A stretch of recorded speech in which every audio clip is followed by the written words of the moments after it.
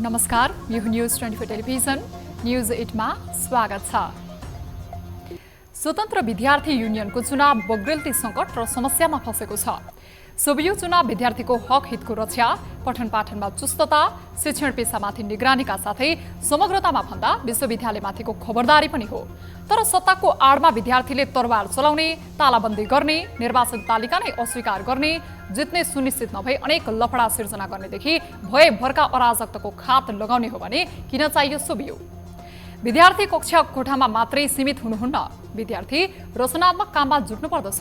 उनीहरूले आविष्कार, शिक्षा प्रणालीमाथि नै चुनौती दिने र पाठ्यपुस्तकको सान्दर्भिकतामै प्रश्न गर्नुपर्नेमा राज्यको निर्वाचन प्रणाली जसरी धाँधली गरेर जित्ने मनसाय राख्नु औचित्यहीनताको पराकाष्ठा हो। शिक्षा आर्जन गर्ने थलोमा विद्यार्थी मर्यादित, अनुशासित र कर्मको पालक बन्न सक्दैन भने त्यो जनशक्तिले मुलुकका लागि गर्ने योगदान कस्तो होला? विश्वविद्यालय अन्तर्गतका क्याम्पसको चुनावबाटै अनेक प्रपञ्च सिक्ने र निर्वाचनको निष्पक्षतामाथि नै सङ्कट निम्त्याउने हो भने सोभियोको खारेज गरिदिए फरक पर्दैन। विद्यार्थी आन्दोलनको विरासतमाथिकै मजाक गर्ने र तालाबन्दी गरेर निर्वाचन हुनै नदिने हो भने यस्ता प्रक्रियाका पछाडि हिँडेर शैक्षिक क्यालेन्डर बिथुल्नु शैक्षिक अपराध हो। शैक्षिक क्यालेन्डर अनुसारको काम हुन सक्दैन भने त्यस्ता पदाधिकारीमाथि राज्यले कारबाहीको डण्डा चलाओस्। सोभियो निर्वाचनको नाममा राज्य प्रणालीमाथिको वितृष्णा फैलाउने गरी कुनै पनि काम नगरियोस्। विद्यार्थीले पनि आन्दोलनको विरासत, निर्वाचनको मान्यता र सोभियोलाई भरोसा योग्य बनाउने काम गरून्। नभए यसको औचित्यमाथिका प्रश्न मात्र होइन, खारेजीको बाटो अघि बढ्नेमा शङ्का छैन। अब न्युज 8 का हेडलाइन्स। चैत 15 गतिको प्रदर्शनमा विशाल सहभागिताका लागि समाजवादी मोर्चाको अपिल, राजावादी सक्रियतामा आक्रोशपूर्ण अभिव्यक्ति, दरबार हत्याको छानबिनमा प्रचण्डको जोड। छानबिन आयोग बनाउन जरुरी छ भनेर त्यतिबेलै भने सरकारी जग्गा कब्जा गरेको रासपाको आरोपमा काङ्ग्रेसको प्रतिरोध उस्तै, जग्गाको संयुक्त प्रश्नमा 60 फेरको दाबी, आरोप पुष्टि गर्न काङ्ग्रेस नेता केसीको चुनौती। जुन अभिव्यक्ति दिनुभयो त्यो वास्तवमा भनौँ भने युवाहरूकै लागि। सोभियो चुनावमा होमिएका गणतन्त्रवादी दलहरूको सक्रियता, वर्चस्व कायमतर्फ, राप्रपा भने गणतन्त्रको विकल्पमा कुर्लिँदै, वैकल्पिक भनेको रासपा भने रवि प्रकरणसँगै सुस्त गतिमा।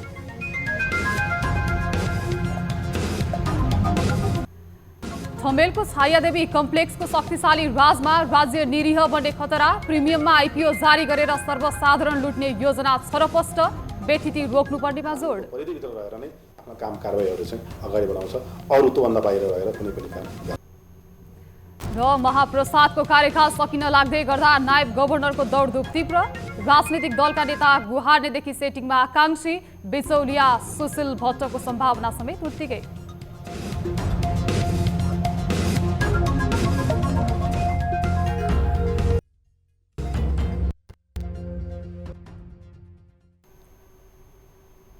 हामी निरन्तर न्युजमा छौँ। पूर्व राजा ज्ञानेन्द्र शाह र राजावादी शक्तिको सक्रियतापछि समाजवादी मोर्चा प्रतिरोधमा उत्रिएको छ। मोर्चामा रहेका दलहरूले राजतन्त्रको मुद्दा स्थापित हुनै नसक्ने भन्दै प्रदर्शन र विरोधमा जनसहभागिताको अपिल गरिरहेका छन्। किन समाजवादी मोर्चाले राजावादी शक्तिबाट खतरा देख्यो त? एक रिपोर्ट। पूर्व राजा ज्ञानेन्द्र शाहको सक्रियतापछि गणतन्त्रवादी दलहरू आक्रोशित बनेका छन्। सत्तारूढ दल एमाले र काङ्ग्रेसले राजतन्त्रको पूर्णागमन हुन नसक्ने भन्दै आन्दोलनकै बाटोमा खास प्रतिक्रिया नदिए पनि समाजवादी मोर्चामा रहेका दलहरू नेकपा माओवादी केन्द्र, नेकपा एकीकृत समाजवादी, नेपाल कम्युनिस्ट पार्टी र महेन्द्र राय यादव नेतृत्वको नेपाल समाजवादी पार्टीले संयुक्त रूपमा राजावादी शक्ति विरुद्ध शक्ति प्रदर्शन गर्ने भएका छन्। काठमाडौँमा चैत 15 गते गर्ने भनेको प्रदर्शनमा उनीहरूले तीव्रताका साथ काम गरिरहेको भनेका छन्। यो प्रदर्शन तुलनात्मक हिसाबले चुनौतीपूर्ण समेत देखिन्छ। राजावादी शक्तिभन्दा धेरै जनता सडकमा ल्याउनै पर्ने बाध्यतामा रहेका उनीहरूले कस्तो प्रभाव पार्लान्, यो समेत चासोमा रहेको विषय छ। यता मोर्चाका शीर्ष नेताहरूले राजावादी शक्तिको सक्रियतालाई परास्त पार्नुपर्ने भनिरहेका छन्। व्यवस्था गर्न चाहनेहरू प्रतिगमनतिर होइन, अग्रगाउँतिर आउनुहोस्, हाम्रो साथ अगाडि आउनुहोस्। अब यो वंशको शासनको कुरा छोडिदिनुहोस्। तिनीहरूले न त्याग गरेका छन्, न तपस्या गरेका छन्, न बलिदान गरेका छन्, देशलाई लुट्न मात्रै जानेका छन्। त्यसैले त्यो लुट्ने इतिहास बोकेकाहरूको हातमा देशलाई लगेर बर्बाद पार्ने होइन। हामी जस्तो समाजवादी मोर्चाको कुरा, त्यसै नेपालको होल कम्युनिस्ट मुभमेन्टलाई 6 सालमै फर्काउन सकिन्छ सकिन्न त भन्नेमा पनि हामी सोध्दैछौँ नि। होइन त्यो माओइस्टहरूलाई एक ठाउँमा ल्याउने कुरा मात्रै भएन, समाजवादीहरूलाई त्यसपछि सँगै नेपालको कम्युनिस्ट मुभमेन्टलाई नयाँ धारणामा रूपान्तरणसहित होइन 6 सालमा लान सकिन्छ त भन्ने एउटा बहस अहिले चलिरहेको छ। शीर्ष नेताहरूले वामपन्थी बाहुल्यता कायमदेखि राजावादी शक्तिको प्रदर्शनलाई प्रतिक्रियावादी कदम भनेका छन् भने प्रचण्डले दरबार हत्या प्रकरणमा शक्तिशाली आयोग बनाएर छानबिन गर्नुपर्नेमा जोड दिन थालेका छन्। मैले हिजो जे बोलेको छु त्यो धेरै पहिलेदेखि बोलिराखेकै कुरा हो।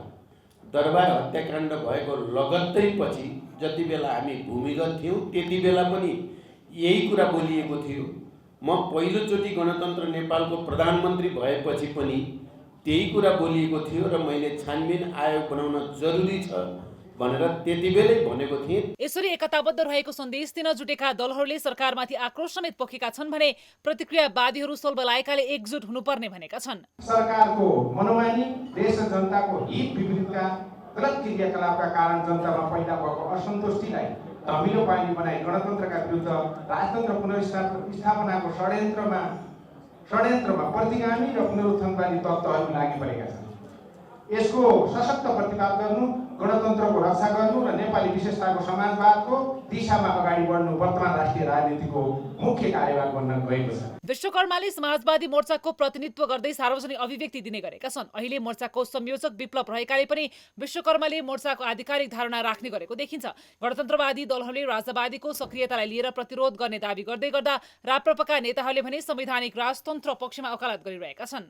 देशलाई संविधानभित्रको राज संस्था चाहिएको छ, अभिभावकको भूमिका खेल्ने र बहुलवादमा आधारित जनताको सर्वोच्चता सहितको प्रजातान्त्रिक व्यवस्था चाहिएको छ।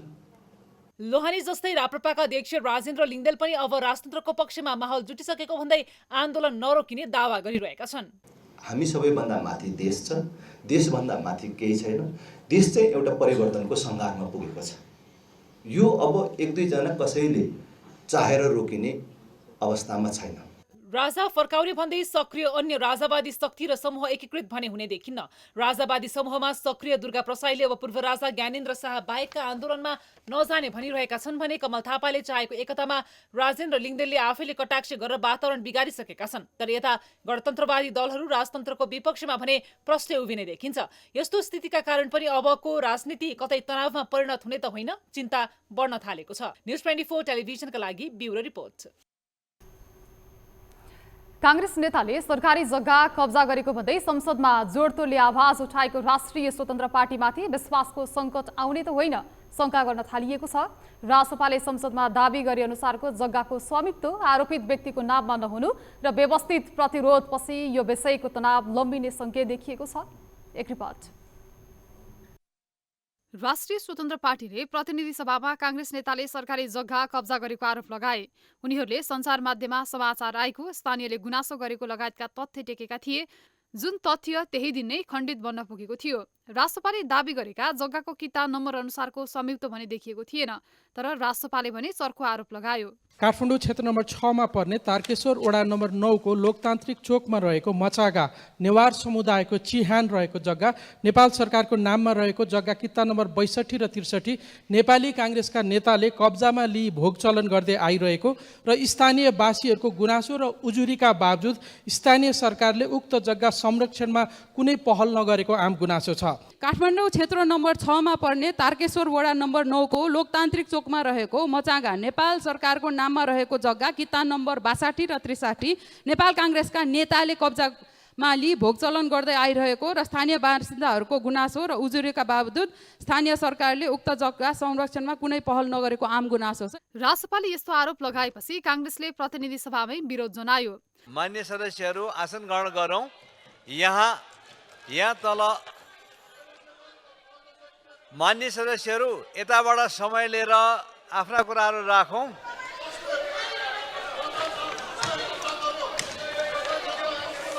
सभामुखको अपीलपछि संसद त चल्यो, तर संसद बाहिर समेत रासपाले यही आरोपलाई जोड दियो। हामीले जे विषय उठाएका छौँ त्यो विषयमा कुनै व्यक्तिको मानमर्दन नहुने गरेर सम्मानजनक ढङ्गले स्थानीय रूपमा उठेका सार्वजनिक रूपमा प्रश्न उठेका पत्र पत्रिकामा आइसकेका विषयहरूलाई सदनमा उठाउन पाउनु सार्वभौम एउटा सांसदको अधिकारको विषय पनि रह्यो।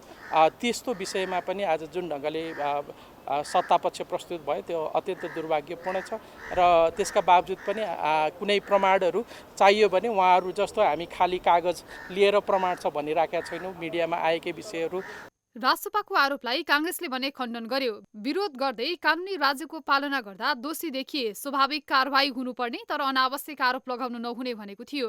कुनै पनि विषयमा स्पष्ट साथ काङ्ग्रेसकै छ भने, काङ्ग्रेस पार्टीले गरेको छ भने, पार्टीले कब्जा गरेको छ भने पार्टीको नाउँ लिइदिने केही गाह्रो छैन। हामी हामी हामी हामी पनि फलानु ढिस्कानु भन्दैनौँ। त्यो नर्सिङ होस् कि अब नर्सिङ्गा नै होस्, जोसुकै होस्, त्यो छ भने उहाँहरूले रेकर्ड गराउनु पर्ने संसदमा। आँट नगर्ने अनि अमुक नाउँ लिएर काङ्ग्रेस होल काङ्ग्रेसलाई बदनाम गराउनेतिर जानु भएन भन्ने हो। त्यसको केही प्रतिशोध छ भने काङ्ग्रेसप्रति उहाँहरूले त्यही हुनु पर्यो। यसरी आरोप लाग्ने क्रम नरोकिएपछि काङ्ग्रेस नेता डाक्टर केदार नरसिंह केसीले पत्रकार सम्मेलन नै गरेर रासपाको आरोपको खण्डन गरेका छन्। उनले सार्वजनिक जग्गा मिच्ने काम नगरेको मात्रै भनेका छैनन्, कानुनी कारबाहीको चेतावनी समेत दिएका छन्। मैले 2048 सालमा खरिद गरेको जग्गा विषयवस्तुमा आएर 62 नम्बर किता र 63 नम्बर किता डाक्टर केदार नरसिंह केसीले सरकारी जग्गा क्याप्चर गर्यो भनेर जुन किसिमले अफवाह फैलाइयो, वास्तवमा यो अत्यन्त दुर्भाग्यपूर्ण, अत्यन्त वास्तवमा संवेदनशील। एउटा संविधान सभाका युवा साथीहरूले सत्य तथ्य नबुझिकन जुन अभिव्यक्ति दिनुभयो त्यो वास्तवमा भनौँ भने युवाहरूकैलाई एउटा कलङ्क हो। केसीले जग्गा विवादको फेहरिस्त समेत खुलाए। यो कार्यक्रममा उनले स्थानीय नेता कार्यकर्तादेखि अगुवालाई समेत भेला पारेको देखिन्छ। तर केसीले रासपाको आरोपमा सशक्त प्रतिवाद गर्दै किता सट्टापट्टा गरेको भनेका छन्। 61 नम्बरको कितामा 3 आना 2 पैसा दाम छ। मालपोतले केही स्क्वायर फिट जग्गा सट्टापट्टा गर्न सक्दो रहेछ। मेरो श्रीमतीको नाउँको 61 नम्बरको किताबाट केही जग्गा सार्वजनिकमा हालेर, सडकमा हालेर 62 नम्बर किता मेरो नाममा गएको हो। रासपाले लगाएको आरोपमै त्रुटि र राजनीतिक प्रतिशोध देखिएको काङ्ग्रेसले बताउने गरेको छ। काङ्ग्रेसले यो दाबी गर्ने ठाउँ पाउनुको कारण हो रासपाका नेताहरूले दाबी गरेको जग्गाको स्वामित्व नेपाल सरकारको नाममा कायम हुनु। त्यो जग्गा कहिले सरकारको नाममा आयो कि पहिलेदेखि नै यो विषयमा विवाद थिएन? तमाम प्रश्नको जवाब सार्वजनिक नहुन्जेलसम्म रासपाले लगाएको आरोपमा काङ्ग्रेस नेता केसी नै हाबी हुने देखिन्छ। तर केसी आफैले गरेको भनेको किता साटफेर कसरी सम्भव भयो? के जग्गा साटफेरको निर्णय सरकारको चाहनामा भयो? त्यसमा उनले आफ्नो राजनीतिक शक्ति प्रयोग गरेनन्? तमाम प्रश्नको जवाब दिन नसक्ने स्थिति बन्ने देखिएमा मात्रै पनि यो विषयको विवादमा केसी नै बलिया देखिने स्थिति बनेको छ। तर जग्गा साटफेरदेखि अन्य विषयको फेहरिस्त सार्वजनिक हुँदा यसको तथ्य अर्कै पनि आउन सक्ने चर्चा समेत चलिरहेको छ। न्युज 24 टेलिभिजनका लागि ब्युरो रिपोर्ट। मुलुकमा आम नागरिकमा वर्तमान राज्य व्यवस्थाप्रति निराशा छाइरहेका बेला राजावादीहरू सक्रिय भइरहेका छन्। युवा पंक्तिमा मूलधारका राजनीतिक दलहरूप्रतिको आक्रोशका कारण नयाँ दलहरू पनि उदाएका छन्। तर राजनीतिको जग मानिने विश्वविद्यालयमा भने न त राजावादीहरूको बाहुल्यता छ न त रासपा लगायतका उदयमान दलहरूको विद्यार्थी सङ्गठनहरू नै छन्। एक रिपोर्ट। त्रिभुवन विश्वविद्यालय केन्द्रीय क्याम्पस सहित 62वटा आङ्गिक क्याम्पस र सम्बन्धन प्राप्त 1040 क्याम्पसहरू यति बेला स्वतन्त्र विद्यार्थी युनियनको चुनावले तातेको छ। चैत 5 गते हुने चुनावका लागि राजनीतिक दलका विद्यार्थी संगठनहरू रस्सा कसी र दौडधुपमा छन्। तर यति बेला राजावादी शक्तिहरू गणतान्त्रिक व्यवस्थाकै विकल्प खोज्नुपर्ने भन्दै सडक प्रदर्शनमा उत्रिरहेका छन्। फागुन 25 गते पूर्व राजा ज्ञानेन्द्र शाहको पोखराबाट काठमाडौँ आगमनको क्रममा भएको प्रदर्शनले राजावादीहरू निकै हौसिएका छन्। अब 2-4 महिनामै शाहलाई गद्दीसीन गराउने सपना बाँडिरहेका छन्। फागुन 7 गते पूर्व राजा शाहले वर्तमान व्यवस्थाको कमजोरी औल्याउँदै आफूलाई साथ दिन आह्वान गरेपछि राजावादीहरूको सक्रियता बढेको हो। यता पुराना राजनीतिक दलहरूले देश बिगारिएको भन्दै गएको आम चुनावबाट एकाएक उदाएको रवि लामिछाने नेतृत्वको राष्ट्रिय स्वतन्त्र पार्टी पनि आफूलाई वैकल्पिक शक्ति बताइरहेका छन्। मिसन 84 अभियान चलाउँदै लागि परेको रासपा पार्टी सभापति रवि लामिछानेको सहकारी प्रकरणको अल्झनसँगै हराइरहेको छ। यति बेला लाखौं विद्यार्थीहरूसँग जोडिएको स्वतन्त्र विद्यार्थी युनियनको निर्वाचनले क्याम्पसहरू तताइरहँदा नयाँ र वैकल्पिक भन्ने शक्तिहरू भने गुमनाम छन्। क्याम्पसहरूमा उही पुरानै दलहरू कांग्रेस, एमाले र माओवादी केन्द्र निकट विद्यार्थीहरूको बोलबोला देखिएको छ। राजालाई फेरि नारायण हिटीमै गद्दीसीन गराउने बताइरहेका राजावादी शक्तिहरूको क्याम्पसहरूमा शून्य प्रभाव देखिएको छ। संसदको चौथो ठूलो दल रासपा पनि क्याम्पसहरूमा पुग्न सकेको छैन। रासपा विद्यार्थी संगठन विहीन छ। शैक्षिक प्रतिष्ठान राजनीतिक मुक्त हुनुपर्ने पार्टीको नीति रहेको भन्दै विद्यार्थीको सांगठनिक संरचना नै निर्माण नगर्दा रासपा सोभि चुनावबाटै बाहिरिने भएको छ, जसका कारण रासपा समर्थक विद्यार्थीहरूको मत अन्यलमा छ।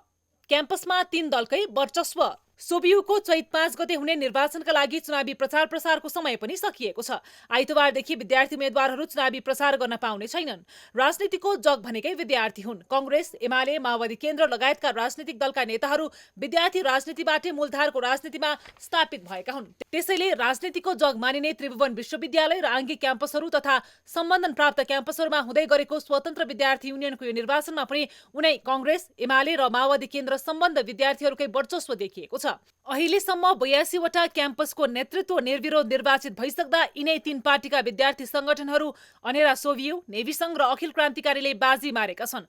निर्विरोध हुनेमा एमाले निकट अनेरा सोभियु पहिलो, कांग्रेस निकट नेवी संघ दोस्रो र माओवादी केन्द्र निकट क्रान्तिकारी तेस्रो स्थानमा छन्। न्युज 24 टेलिभिजनका लागि ब्युरो रिपोर्ट। न्युजहरू अझै बाँकी छन्, अब पालो ब्रेक।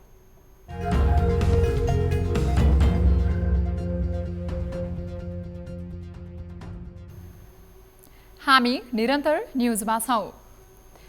नेपाली शेयर बजारमा छिर्ने कम्पनीको स्थिति, अवस्थिति र कानुनी झमेला छन् वा छैनन्, सर्वसाधारणले लगानी गर्ने स्थितिमा उनीहरूको लगानी सुरक्षित हुन्छ वा हुन्न, यसको जिम्मा लिनुपर्ने निकाय नेपाल धितोपत्र बोर्ड चलखेल र सेटिङमा डुब्न थालेको आरोप चर्को बन्न पुगेको छ।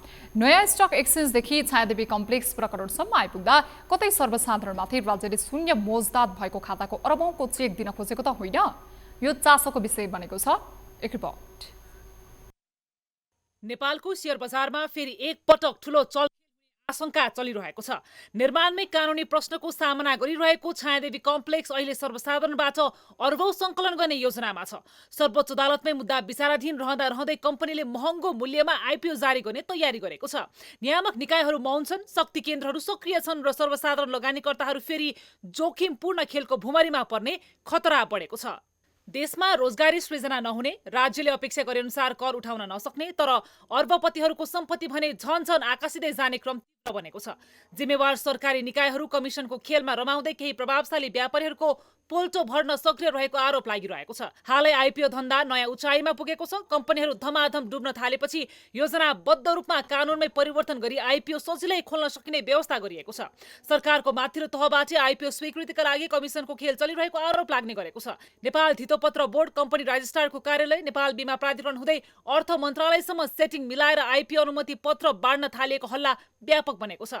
खातामा रहेका, ऋणमा डुबेका कम्पनीहरूले समेत 1 वर्षको मुनाफा देखाएर आइपिओ जारी गर्न निवेदन दिइरहेका छन्। अझै अचम्म त के छ भने सर्वसाधारणको साझा सम्पत्ति रहेको पोखरी मासेर बनाइएको छाया सेन्टर समेत प्रिमियममा आइपिओ ल्याएर सर्वसाधारणमा बेचनी थप्ने दौडमा छ। विवादास्पद जग्गामा शेयर बिक्रीको तयारी, शक्ति केन्द्रहरूको चलखेल दोहोरिन्छ। पहिले विवादास्पद जग्गामा भवन छडाउने, त्यसपछि शक्ति केन्द्रहरूसँग मिलेमतो गरेर प्रमाणपत्र लिने रणनीति अपनाएको घटनाहरू नौला होइनन्।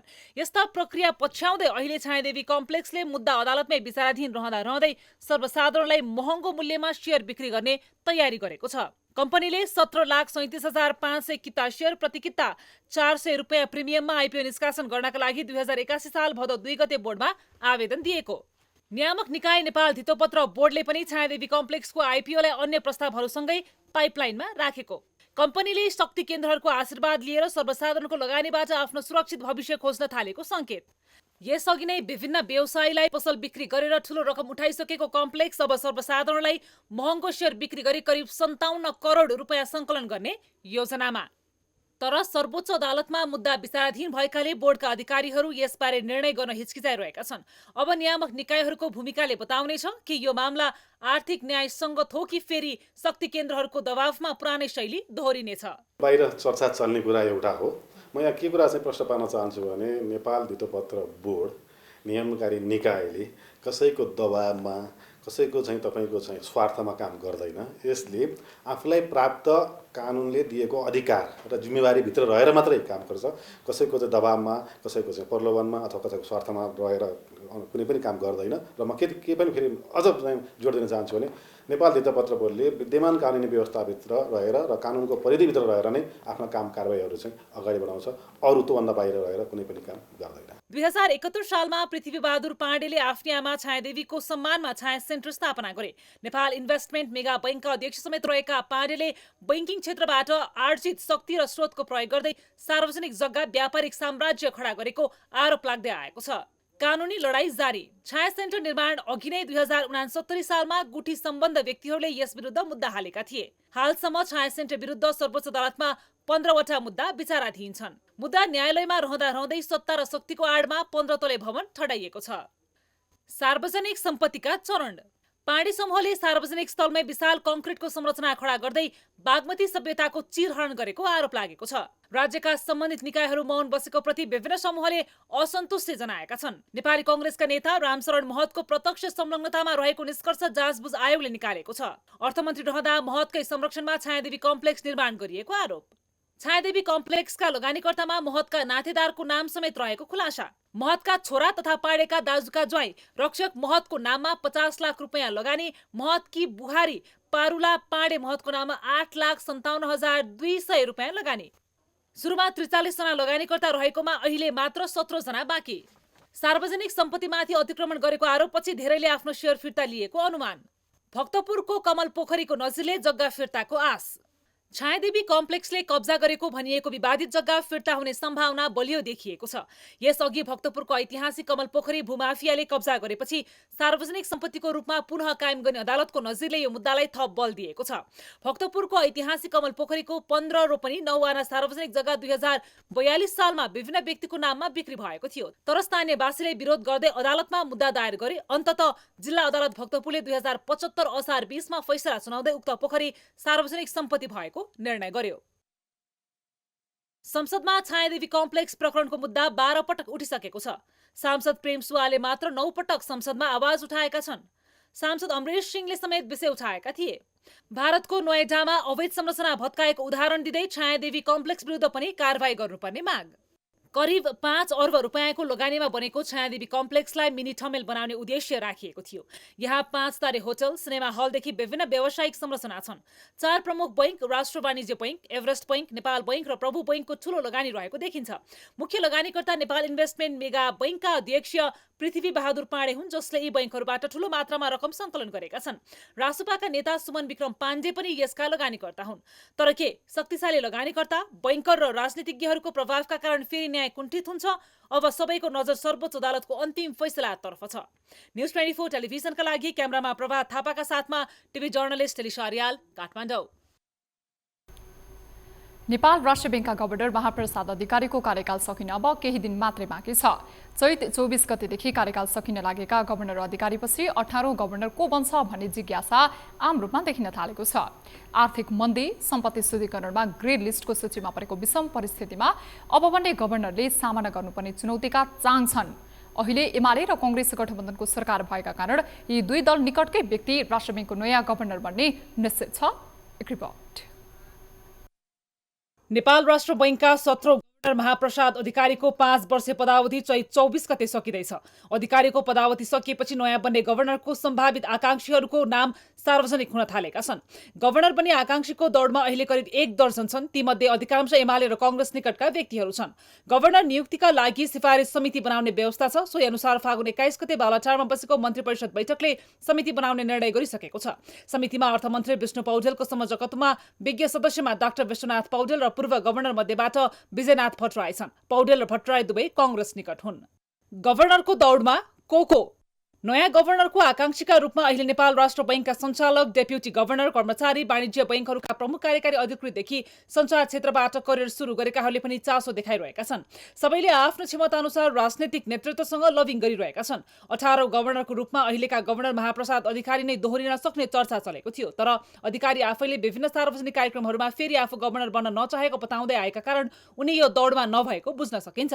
तर उनकै कार्यकालमा नेपाल ग्रे लिस्टमा परेका कारण फेरि उनलाई एकपटक दोहोऱ्याउन नसक्ने अनुमान पनि गरिदिए आएको छ। गभर्नर बन्ने आकांक्षीहरूमध्ये सुशील भट्टको नाम पनि चर्चामा छ। अहिलेका गभर्नर अधिकारी जस्तै भट्ट पनि लगानी बोर्डको सिइओ भइसकेका व्यक्ति हुन्। भट्टलाई गभर्नरको बलियो दावेदार मानिएको छ। उनका लागि बिचौलियाका रूपमा परिचित भाइ दीपक भट्टले लबिङ गरिरहेको दावी गरिन्छ।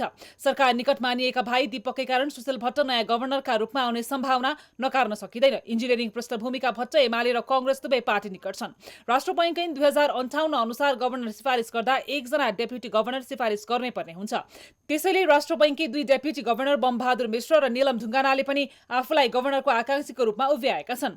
पहिलो महिला गभर्नर बन्ने आकांक्षा सहित ढुङ्गानाले पूर्व राष्ट्रपति विद्यादेवी भण्डारी मार्फत लबिङ गरिरहेकी छिन्। प्रधानमन्त्री केपी शर्मा ओलीकै गृह जिल्लाका डेप्युटी गभर्नर मिश्र पनि एमाले मार्फत आफ्नो लबिङलाई तीव्रता दिइरहेका छन्। कांग्रेस निकट मानिने राष्ट्र बैंकका कार्यकारी निर्देशक डाक्टर गुणाकर भट्टले पनि गभर्नरमा रुचि देखाइरहेका छन्। त्यसैगरी राष्ट्र बैंकका सञ्चालक द्वय चिन्तामणि शिवाकोटी र रविन्द्रनाथ पाण्डे पनि गभर्नर बन्ने दौडमा सामेल छन्। दुवैजना एमाले निकट मानिन्छन्। राष्ट्रिय योजना आयोगका उपाध्यक्ष शिवराज अधिकारी र सदस्य प्रकाश कुमार श्रेष्ठले पनि गभर्नर बन्ने आकांक्षा देखाएका छन्। पूर्व अर्थ सचिव तथा उच्च स्तरीय आर्थिक सुधार आयोगका अध्यक्ष रामेश्वर खनालको नाम पनि गभर्नर बन्ने चर्चामा रहेको नामहरूको सूचीमा छ। त्यसैगरी पत्रकारिताबाट पहिचान बनाएका गोकर्ण अवस्थी नयाँ गभर्नरको दौडमा रहेको चर्चा छ।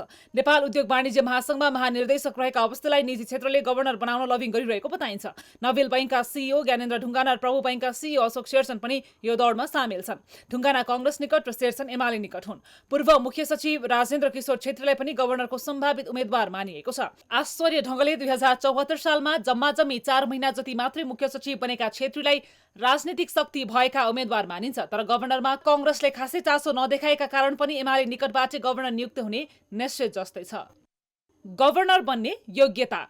अर्थमन्त्रीको अध्यक्षतामा रहने सिफारिस समितिले गभर्नरका लागि 3 जनाको नाम सिफारिस गर्छ, जसमा डेप्युटी गभर्नर मध्ये 1 जनाको नाम सिफारिस हुनै पर्ने व्यवस्था छ। समितिले गभर्नरको नियुक्तिको लागि सिफारिस गर्दा आर्थिक, मौद्रिक, बैंकिङ, वित्तीय, वाणिज्य, व्यवस्थापन तथा वाणिज्य कानून क्षेत्रका लब्ध प्रतिष्ठित व्यक्तिहरू तथा डेप्युटी गभर्नरहरू मध्येबाट 3 जनाको नामावली नेपाल सरकार मन्त्री परिषदमा सिफारिस गर्नेछ।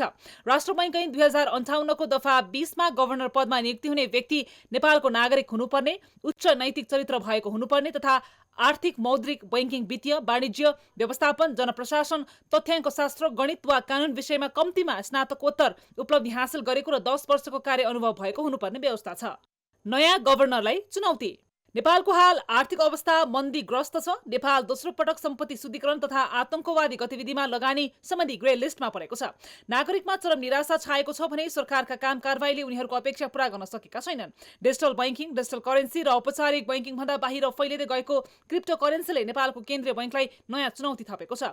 विश्वव्यापी वित्तीय सङ्कट, कोभिड महामारी र युक्रेन युद्ध जस्ता घटनाले विश्व अर्थतन्त्रमा उतार चढाव ल्याएका छन्। यी सङ्कटले कहिले खर्च बढाउनु पर्ने त कहिले नियन्त्रण गर्नुपर्ने दोहोरो दबाव सृजना गरेको छ। नेपाल जस्तो विकास उन्मुख देशमा यस्ता बाह्य झट्काहरूले अर्थतन्त्रलाई थप कमजोर बनाएका छन्। सरकारले नागरिकको विश्वास जित्न प्रभावकारी नीति ल्याउनु पर्ने र डिजिटल वित्तीय प्रणालीलाई नियमन गरी अवसरमा बदल्नुपर्ने आवश्यकता छ। त्यसैले अब बन्ने नयाँ गभर्नरले यी सबै चुनौतीहरूसँग जुझ्दै आफूलाई अब्बल देखाउनु पर्ने हुन्छ। न्युज 24 टेलिभिजनका लागि ब्युरो रिपोर्ट। नेपाली कांग्रेसका नेता डाक्टर केदार नरसिंह केसीले आफू विरुद्ध सरकारी जग्गा कब्जा गरेको भन्ने आरोप प्रमाणित गरेर देखाउन राष्ट्रिय स्वतन्त्र पार्टीका सांसदहरूलाई चुनौती दिएका छन्। फागुन 28 गतेको प्रतिनिधि सभाको बैठकमा राष्ट्रिय स्वतन्त्र पार्टीका सांसदद्वय शिशिर खनाल र सुमना श्रेष्ठले तारकेश्वर नगरपालिका वडा नम्बर 9 मनमैजुको सरकारी जग्गा कांग्रेस नेताले कब्जा गरेको भनी आरोप लगाएका थिए। सोही विषयप्रति आफ्नो गम्भीर ध्यानकर्षण भएको र आधार र प्रमाण बिना रासपा सांसदहरूले बन्यतपूर्ण तरिकाले लाञ्छना लगाएको उनको भनाइ छ। 62 नम्बरको किता आफ्नो नाममा रहेको र 63 नम्बरको किता नेपाल सरकारको नाममा रहेको उनले स्पष्ट गरेका छन्। प्रतिशोध पूर्णमा आफूमाथि आरोप लगाएको भए कानुनी उपचार खोज्ने उनले चेतावनी समेत दिएका छन्।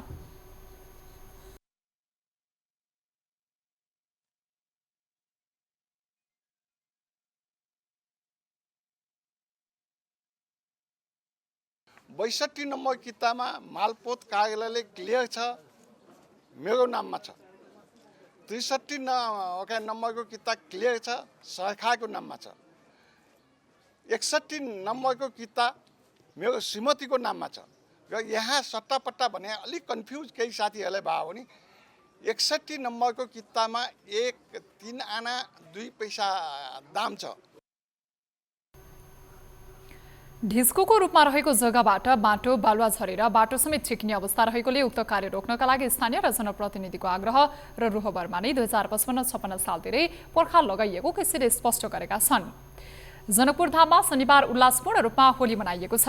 स्थानीयवासीहरूले एकअर्कालाई रङ लगाएर खुसी साटासाट गरेर होली मनाएका छन्। तराईका अन्य जिल्लाहरूमा शुक्रबार नै सम्पन्न भए पनि जनकपुर धाममा भने एक दिन ढिलो गरी मनाउने प्रचलन रहेको छ। यो पर्व धार्मिक सीमाभन्दा पर गई उत्साह र सद्भावको रूपमा मनाइन्छ।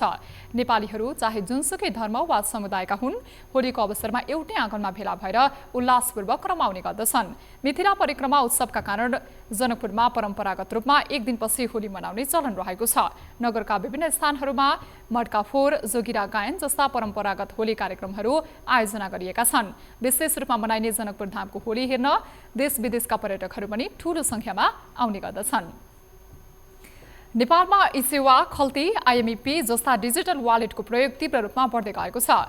सूचना प्रविधिको विकास र स्मार्टफोनको विस्तारसँगै यी प्लेटफर्महरूले नगद रहित कारोबारलाई प्रोत्साहन गरिरहेका छन्।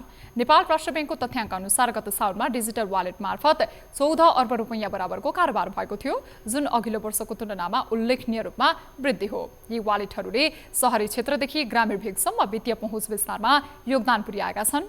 एक report. Digital Banking Awareness 2025 Season 3 Powered by Probo Bank, Vishwas Linchau. Sponsored by Nepal SBI Bank Limited, the most preferred bank for transforming Nepal. ICFC Finance Limited, कृषि विकास बैंक लिमिटेड, सम्पूर्ण बैंकिङ सुविधा सहितको तपाई हाम्रो घर आँगनको बैंक। नेपाल बैंक लिमिटेड, नेपालको पहिलो bank. Global IMA bank limited, सबैका लागि bank. IMA limited, Nepal's #1 remittance company. कुमारी बैंक लिमिटेड, सबैका लागि सधैँका लागि। महालक्ष्मी विकास बैंक, सबल बैंक, सफल सहकार्य। लुम्बिनी विकास बैंक लिमिटेड, निरन्तर सहयात्रा। NIC Asia bank limited, bank पनि साथी पनि, राम्रो पनि हाम्रो पनि। मुक्तिनाथ विकास बैंक लिमिटेड, जनता बैंकमा होइन बैंक जनतामा जानु पर्दछ। एभरेस्ट बैंक लिमिटेड, दिगो दरिलो र विश्वासिलो। Nepal finance limited. डिजिटल वालेटको सबैभन्दा ठूलो फाइदा समय र लागतको बचत हो। प्रयोगकर्ताले घरमै बसेर बिजुली, पानी, टेलिफोनको बिल तिर्नेदेखि हवाई टिकट र सामान खरिद गर्नेसम्मका काम सहजै गर्न सक्छन्। डिजिटल वालेटको कारणले बैंकमा लामो लाइन बस्नुपर्ने झन्झट हटेको छ। कोभिड-19 महामारीपछि नगदको प्रयोग घटाउन डिजिटल भुक्तानीको लोकप्रियता झनै बढ्यो।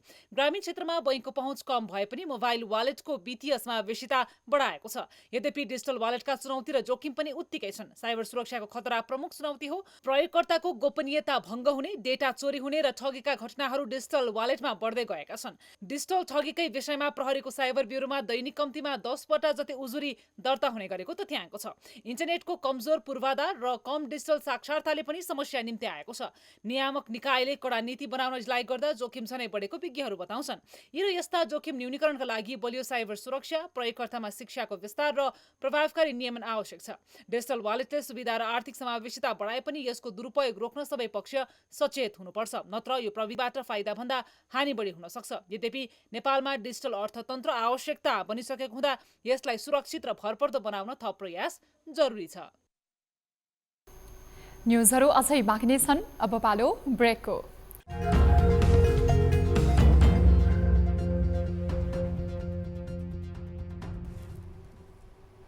हामी निरन्तर न्युजमा छौँ। अब स्पोर्ट्स न्युज।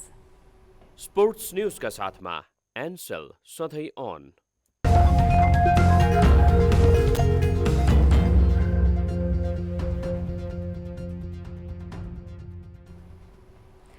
आयोजक काकरभिट्टा फुटबल ट्रेनिङ सेन्टरलाई पराजित गर्दै 5औं मेची नगर गोल्ड कपको उपाधि काठमाडौँको चर्च बोइज युनाइटेडले जितेको छ। काकरभिट्टा खेल मैदानमा शनिबार सम्पन्न फाइनल खेलमा आयोजकलाई 1-0 गोल अन्तरले पराजित गर्दै चर्च बोइजले उपाधि सुमेको हो।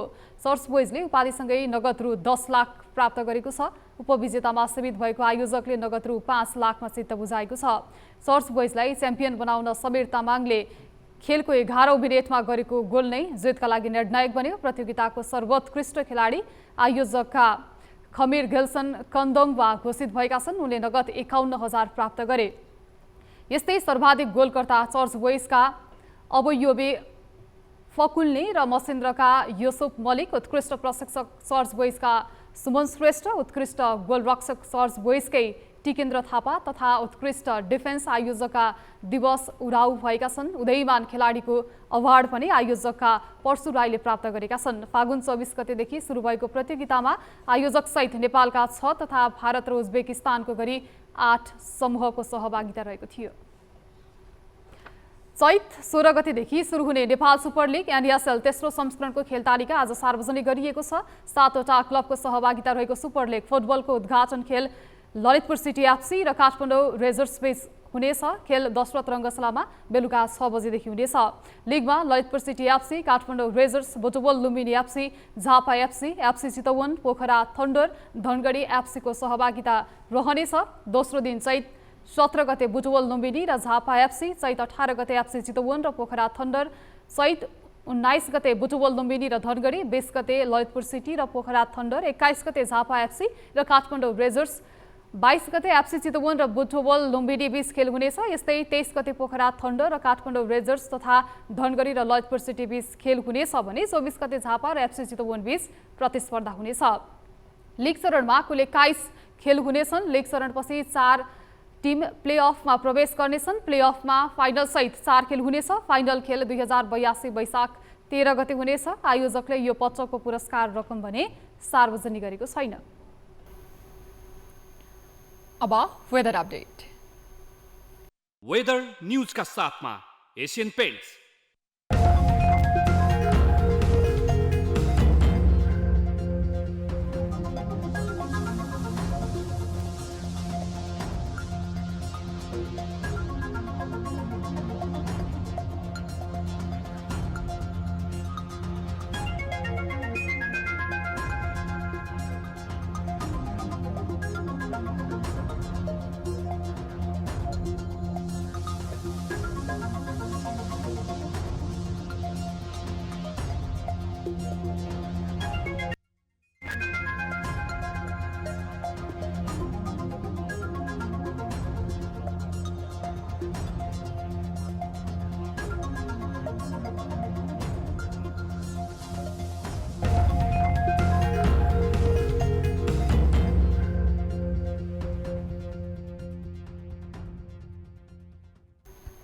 अब न्यूज 8 को अन्त्यमा पुनः हेडलाइन्स।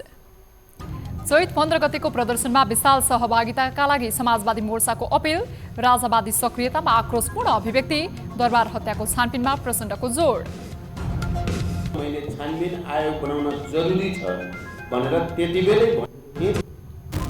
सरकारी जग्गा कब्जा गरेको रासपाको आरोपमा कांग्रेसको प्रतिरोध उस्तै। जग्गाको स्वामित्व प्रश्नमा साटफेरको दावी। आरोप पुष्टि गर्न कांग्रेस नेता केसीको चुनौती। नबुझिकन जुन अभिव्यक्ति दिनुभयो त्यो वास्तवमा भन्नु भने युवाहरूकै कलङ्क। सोभियो चुनावमा होमिएका गणतन्त्रवादी दलहरूको सक्रियता वर्चस्व कायमतर्फ। राप्रपा भने गणतन्त्रको विकल्पमा कुर्लिँदै। वैकल्पिक भनेको रासपा भने रवि प्रकरणसँगै सुस्त गतिमा।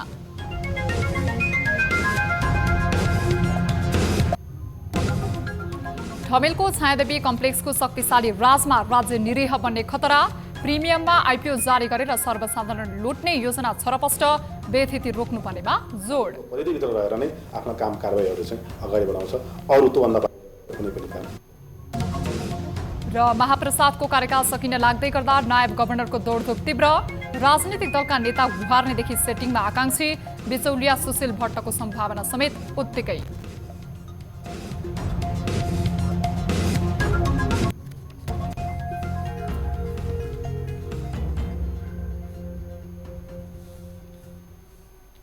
न्यूज 8 ऐडीलाई यति नै। जाँदा जाँदै ताली र गालीका लागि हामीले सोधेको प्रश्न। राजसंस्था पक्षधर विरुद्ध सबैजसो राजनीतिक दल र नेताले कटाक्ष गरिरहँदा चौथो शक्ति रासपा भने मौन बसेको छ। यो मौनताको अर्थ रासपा राजसंस्था पक्षधरहरूको पनि भावना उपयोग गर्न चाहन्छ भन्ने हो भन्नेले तालीमा र होइन भन्नेले गालीमा। हाम्रो पात्रको एप्लिकेसनमा गई भोट गर्न सक्नुहुनेछ। थप न्यूजका लागि हाम्रो वेबसाइट www.news24nepal.com हेर्नुहोला। साथै हामीलाई फेसबुक, एक्स र युट्युबमा पनि फलो गर्न सक्नुहुनेछ। यस्तै मोबाइल, फाइबर र मेल मार्फत 25 वेक्समा समस्या र गुनासाहरू राख्न सक्नुहुनेछ। अहिलेलाई बिदा दिनुहोस्। हामी निरन्तर न्यूजमा छौँ। नमस्ते।